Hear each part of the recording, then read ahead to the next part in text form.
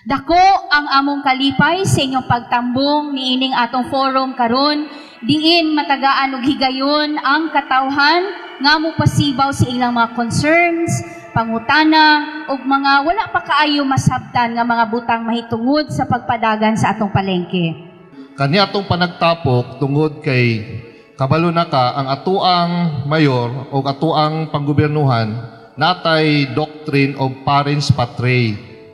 As amahan sa atong lungsod, kamo iyang mga anak.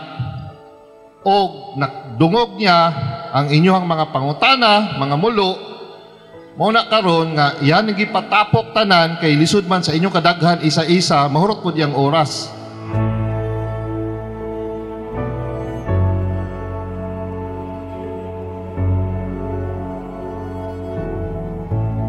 Haning nalang ta ko ikuan mayor no, ang hangyo.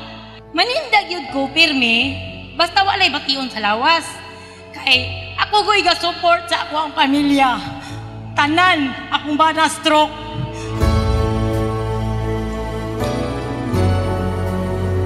Sa atong Digos City Public Market, hunahuna dyan ninyo nga kamo ang pinakabulahan diri sa Digos City.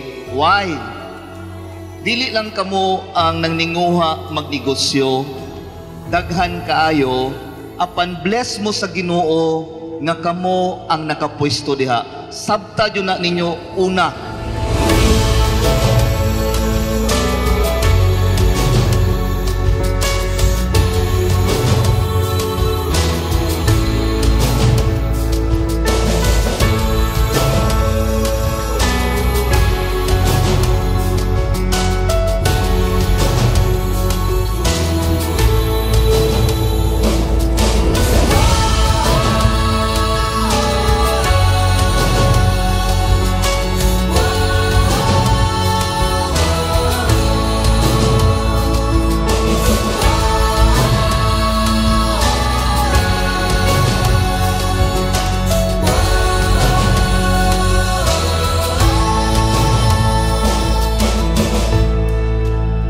When I assume the OSIM, daghang kong nakita nga mga lamisa nga walay nagbaligya.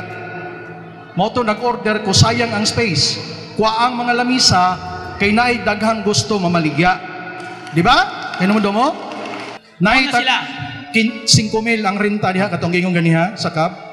Pero giparintahan og 15,000. Dayon ireklamo sa Facebook, grabe mahala sa rentas palengke. Tama. Ang tinod 5,000 rin nisulod sa panudlanan sa gobyerno. Ang 10,000 tuwa dito sa negosyante nga ang ginegosyo ang pwesto sa gobyerno.